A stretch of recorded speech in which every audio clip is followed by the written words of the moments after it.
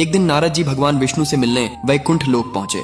विष्णु जी ने उनका खूब सम्मान किया, मधुर स्वागत किया। परंतु जब नारद जी विदा होकर बाहर निकले तो उन्होंने सुना कि भगवान विष्णु लक्ष्मी जी से कह रहे हैं, हे लक्ष्मी, जिस स्थान पर नारद बैठे थे उसे गाय के गोबर से शुद्ध कर दो। ये सुनकर नारद जी चकित रह गए और तुरंत वापस आकर बोले, हे भगवान, जब मैं यहाँ आया था तो आपने मेरा बहुत सम्मान किया, फिर जाते समय आपने यह क्यों कहा कि मेरे बैठने का स्थान गंदा हो गया।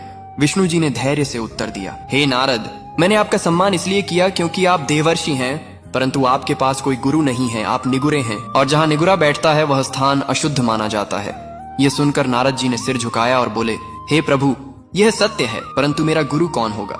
विष्णु जी ने कहा, धरती पर जाओ, जो सबसे पहले मिले उसे ही अपना गुरु मान लेना।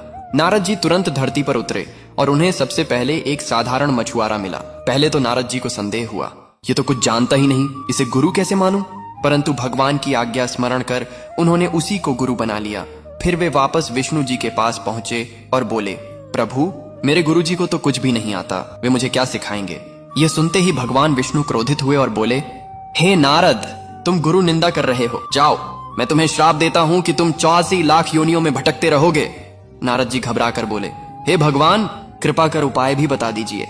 विष्णु जी ने कहा, अपने गुरु से पूछो। नारद जी ने जाकर सब बताया।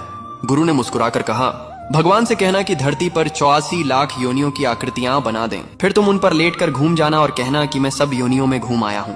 नारद जी ने ऐसा ही किया और विष्णु जी से क्षमा मांगी।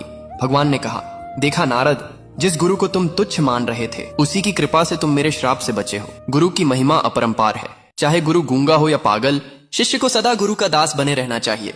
गुरु पर पूर्ण विश्वास ही मुक्ति का मार्ग है। सच्चे विश्वास और गुरु भक्ति से ही जीवन का उद्धार होता है।